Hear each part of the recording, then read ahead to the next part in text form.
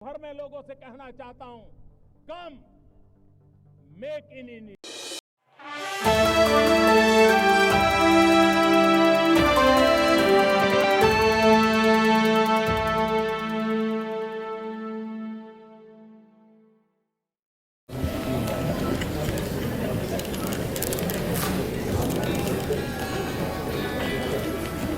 महामंडलेश्वर पूजा जी विराजमान है गुरु स्थान पर। अखंड मंडलाकारं व्याप्तं येन चराचरं तत्पदं दर्शितं येन तस्मै श्री गुरुवे नमः।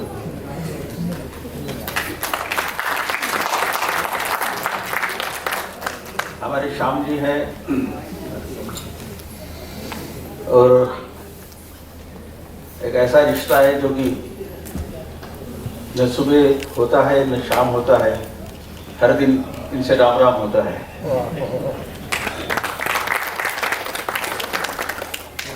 अशोक जी का तो हम जानते ही हैं, हम तो राम के दास हैं और अशोक जी हमारे पास हैं। रामदास जी का बड़ा स्नेह और सानिध्य रहा, एक छोटे भाई की तरह से मैं उनके साथ रहा हूँ। हमारी मंजू जी यहाँ पर हैं और सांसद हैं, और जहाँ मंजू जी हैं वहाँ मंजू शाह होती ही है, तो उनको भी अभिनंदन है। सौम्या जी की सौम्यता लेकर के ही आयोजन हो रहा है, और निश्चित रूप से अभिवादनशीलस्य नित्यवृद्धोपसेविन चत्वारि तस्य वर्धयन्ते आयु विद्या यशो बलम्। हमारा संस्कार है, और लेखराज जी की लेख में हम शामिल हैं, और उन्होंने जो लिखा उसी को हम पढ़ रहे हैं। एक बहुत ही अच्छा सुंदर आयोजन है ये अटल फाउंडेशन का। अटल जी की यादें तो बहुत हैं। सन 72 में पहली बार भारतीय जनसंघ का संगठन मंत्री होने के बाद से काम करते करते, उसके बाद कानपुर अधिवेशन में, और फिर वो अध्यक्ष चुने गए। उसके बाद से लेकर लगातार मृत्यु पर्यंत उनका सानिध्य मुझे मिला है। वो मेरे गुरु स्थान पर भी रहे, उनसे सीखा है हमने। पहली बार जब पार्लियामेंट में आ गया था तो हम मध्य प्रदेश से 4 लोग जीत करके आए, और 10-12 लोग ही थे पार्लियामेंट में कुल, तो घूम करके विषय आते थे। तो मेरे पास विदेश मंत्रालय के बारे में मांग होती है पार्लियामेंट में, डिमांड्स ऑफ ग्रांट के लिए, फॉरेन मिनिस्ट्री की जो ग्रांट्स आ रही थी, उस पर मुझे कहा कि आपको बोलना है। तो अविनाश जी बैठे हैं, हमारे तो ऐसे बोधी रहे हैं कि हमारे संगत भी रहे, उनके मार्गदर्शन में हमने संघ के स्थान पर भी बहुत शाखाओं में का काम। तो मैंने कहा कि सत्यनारायण तुमको बोलना है फॉरेन पर। मैं अवाक रह गया, मैंने कहा मैं सत्यनारायण और विदेश, और मेरे को स्वदेश की भी पूरी जानकारी नहीं है, अभी भी पार्लियामेंट में आया हूँ, उससे पहले विदा कराया था मैंने कहा नहीं बोलो, तैयारी करो, विषय बहुत स्पष्ट है। लाइब्रेरी में गया, थोड़े से रेफरेंसेस निकाले, जैसे पढ़ते हैं वैसा पढ़ने की आदत तो ही है, तो पढ़ करके फिर भाषण देने के लिए मैं दूसरे दिन गया। लंच के बाद भाषण देने का क्रम आया, तो उसमें 5-6 मिनट मिलते हैं, ज़्यादा मिलता नहीं है। मैंने इधर देखा उधर देखा, अध्यक्ष जी से कहा कि मैं आगे आकर बोल सकता हूँ क्या, क्योंकि लंच के बाद थोड़ी उपस्थिति कम ज़्यादा हो जाती है। तो उस दृष्टि से मैं जब आगे आकर के मैंने देखा कि कोई देख तो नहीं रहा ऐसा वरिष्ठ जिसके सामने मैं कुछ बोलूँ और कुछ मेरे से कमी रह जाए, तो मुझे डरते हुए, थोड़ा सा सहमते हुए मैंने बोलने का शुरू किया। विषय को बोला, इराक, ईरान, ये वो सब दुनिया भर की सारी बातें जो पढ़ ली थी, जो थोड़ी बहुत समझ में आ गई थी, उसको बुला करके मैंने कहा कि भाई बहुत अच्छा हो गया है। और तो भारतवासी भूलोक का गौरव, प्रकृति का पुण्य लीला स्थल कहाँ, फैला मनोहर गिरी हिमालय और गंगा जल जहाँ, संपूर्ण देशों से अधिक इस देश का उत्कर्ष है, उसका की जो ऋषि भूमि है वह कौन भारतवर्ष है। तो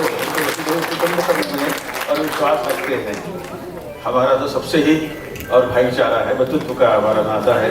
ऐसा करके मैंने अपना भाषण समाप्त किया और मैंने कहा कि चलो जानवी लाखों पाए अपने घर में वापस आए। दूसरे दिन अटल जी जब मिले सेंट्रल हॉल में तो पीठ थपथपा के बोले कि तुमने बहुत अच्छा बोला। मैंने कहा आपने कहाँ देखा? हम सब देखते हैं। उनका अंदाज ही ऐसा रहता था, हम सब जानते हैं। मैंने कहा साहब जान लिया, बहुत अच्छा है, धन्यवाद आपको। फिर मैंने आकर के मार्शल को पूछा, जो रहते मार्शल वहाँ पर, मैंने कहा कल अटल जी आए थे क्या? हाँ वो आए थे, यहीं बैठे थे, गए तुम्हारा। अब बताइए अटल बिहारी वाजपेयी जी और कहाँ सत्यनारायण, कहाँ राजा भोज, कहाँ गांगू तेली, वही हाल थी इनका। पर मैंने कहा कि चलो कोई नहीं, शुरुआत हो गई थी और फिर शुरुआत के कारण से आगे बढ़ने का काम हुआ। बहुत सानिध्य रहा उनका, स्नेह रहा। और मैं सोचता हूँ कि उनके बारे में पार्लियामेंट्रियन और नेता और अच्छे वक्ता और भाषण करता ऐसा ही लोग जानते हैं। देश के प्रधानमंत्री ऐसा ही जानते हैं, परंतु उनकी जो अद्भुत दार्शनिकता थी उसको बहुत कम लोग समझ पाए होंगे, ऐसा मेरा मानना है। दार्शनिकता की अरे गजब का था। जैसा मैं पंक्ति कुछ बोली थी, उसको मैं पूरा करके बताता हूँ, जरा उससे निकालिए कुछ। टूटे हुए तारों से टूटे वासंती स्वर, टूटे हुए तारों से, जिसमें कोई मतलब कुछ संभावना नहीं है। टूटे हुए तारों से फूटे वासंती स्वर, पत्थर की छाती से उग आए नवंकुर, झरे सब पीले पात। झरे पतझड़ हो गया, झरे सब पीले पात। कोयल की कुहुक रात, बसंत आ गया। कोयल की कुहुक रात, प्राची में अरुणिमा की रेख देख पाता हूँ, गीत नया गाता हूँ, गीत नया।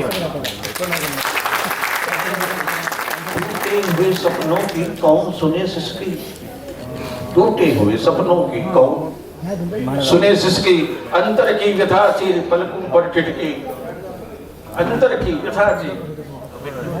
देखिए ना, कुछ कहा भी नहीं जा रहा, समझा सब कुछ जा रहा है। टूटे हुए सपनों की कौन सुने सिसकी, अंतर की व्यथा चीर पलकों पर टिटकी, हार नहीं मानूंगा। तो रह गए थे वो पार्लियामेंट, हार नहीं मानूंगा, रार नहीं ठानूंगा। झगड़ा नहीं, रार अपनों से जो होता है ना, प्यार का जो रिश्ता होता है उसमें रार होती है। हार नहीं मानूंगा, रार नहीं ठानूंगा, काल के कपाल पर लिखता मिटाता हूँ, गीत नया गाता हूँ, गीत नया गाता हूँ, गीत नया। बताइए ये कोई सरल है क्या? और अपने आप को समर्पित कर देने का जो मादा है और क्या अनुशासन होता है वो देखिए। बाधाएं आती तो आए, बाधाएं आदि तो आए, घिरे प्रलय की गौर घटाएं, पांवों के नीचे अंगारे, सिर पर बरसे यदि ज्वालाएं, निज हाथों से हंसते हंसते आग लगाकर जलना होगा, कदम मिलाकर चलना। हास्य रुदन में तूफानों में अमर असंख्य बलिदानों में, हास्य रुदन में तूफानों में अमर असंख्य बलिदानों में, ये तो उनका संकल्प है। उसका है कहीं कोई तोड़ है क्या?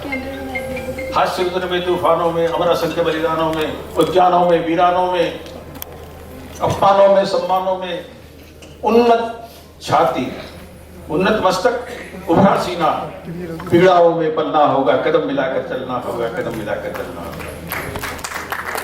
किसने ऐसा दूध पिया जो रोके गति तूफानी, या जीवन का ज्वार चली उफनाती प्रखर जवानी।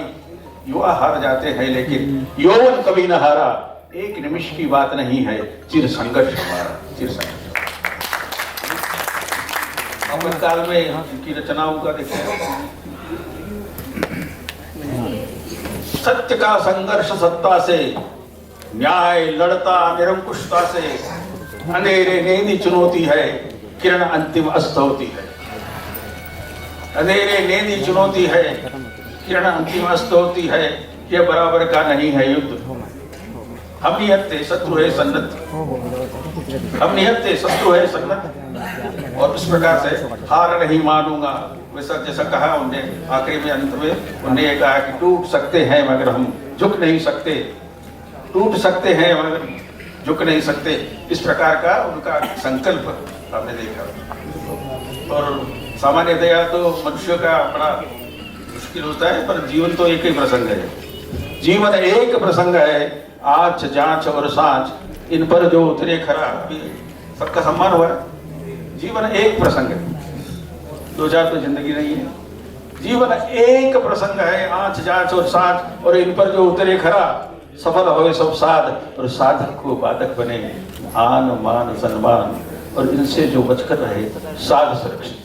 साधना का पथ, और इसलिए इन सारी बातों की प्रतीक्षा नहीं की जाती। सम्मान करना, ये करना लोगों के लिए प्रेरणा का कारण हो सकता है, पर सम्मान जो कर रहा है, सम्मान करने, जिसका सम्मान किया जा रहा है, जो सम्मान कर रहा है, बड़प्पन किसका है, यह होता है।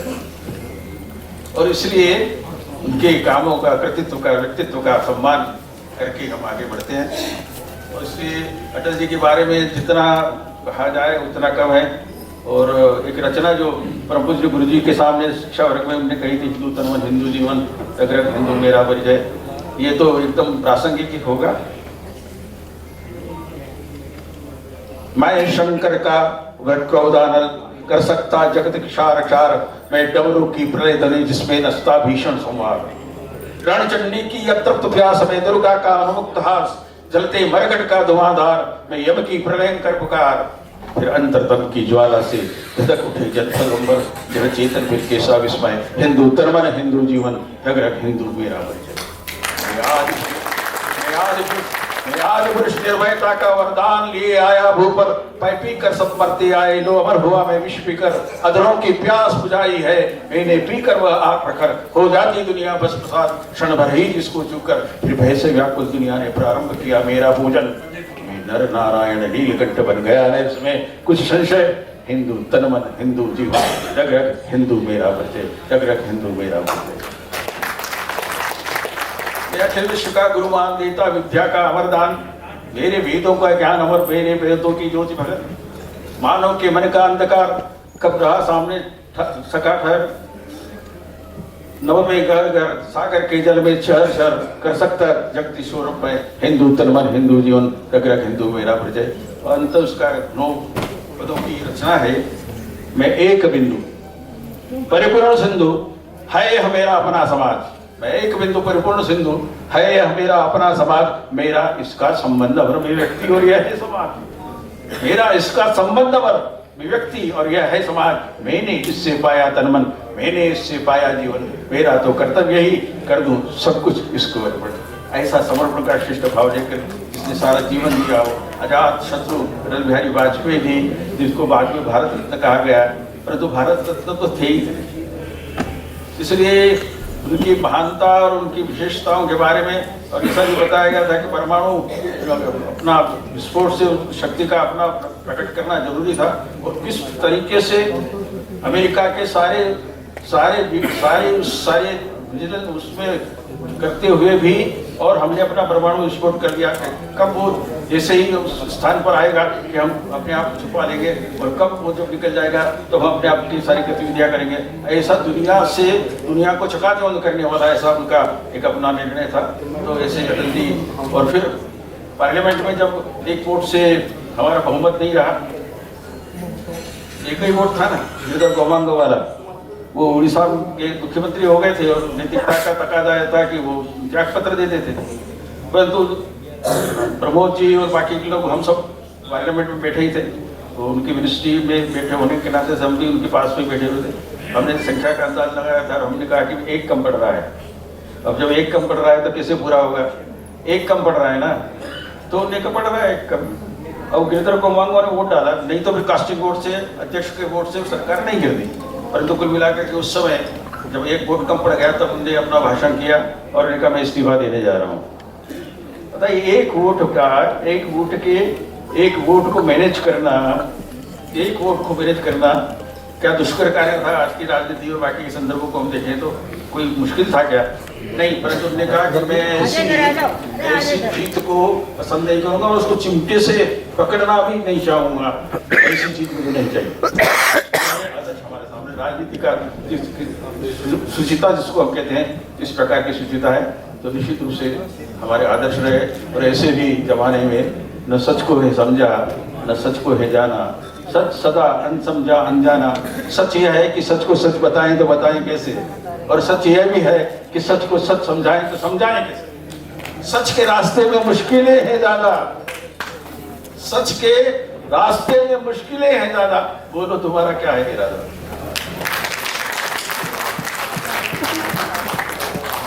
सत्यमेव जयते न अनर्थम सत्येन बन्धवितुतो देवयानम यत्र तत् सत्यस्य परम निदानम। सच के रास्ते में मुश्किलें हैं ज्यादा, बोलो तुम्हारा क्या इरादा।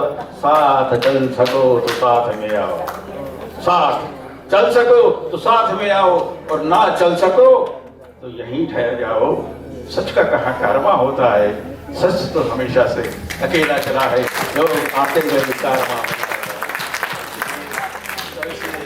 कारवां बनाया अटल जी ने, चल रहा है। और निश्चित रूप से हम अपने लक्ष्य को प्राप्त करने के लिए संघर्षरत हैं, और वैभव को प्राप्त करने का जो संकल्प है माननीय नरेंद्र मोदी जी के नेतृत्व में पूरा होगा। और वो दिन दूर नहीं जब हम देखेंगे कि हमारे संघर्ष में कामयाबी मिलेगी। संसार की समरस्थली में धीरता धारण करो, चलते हुए निज इष्ट पथ पर संकटों से मत डरो, अति धीरता के साथ अपने कार्य में तत्पर रहो, विपत्तियों के वार सारे वीर बन करके सहो, भय बाधाएं मुक्त हो जाएगी, होगी सफलता अंत में, फिर कीर्ति फैलेगी हमारी चहुं और दिग्गज में। भारत की कीर्ति पताका को विश्वकर्म में फहराने का अभियान प्रारंभ किया था माननीय अटल जी वाजपेयी जी ने, माननीय अडवाणी जी ने। उसका अगुवाई में उसको अगवानी करने के लिए, आगे बढ़ाने के लिए माननीय नरेंद्र मोदी जी लगे। हमें निश्चित विश्वास है कि इसमें सफल होंगे। और जो क्षितिज बनाया आपने देवराज जी, उसके लिए मैं आपको अभिवादन करता हूँ, धन्यवाद देता हूँ। क्षितिज तक प्रत्येक ऋषि में हम उठे नव प्राण भरने, नव सृजन की साधले हम उठे निर्माण करने, साधना के दीप शुभ हो, ज्ञान का आलोक छाए, नष्ट तृष्णा के तिमिर हो, धाम अपना जगमगाए। आप सबका बहुत बहुत अभिनंदन, बहुत बहुत शुभकामनाएं।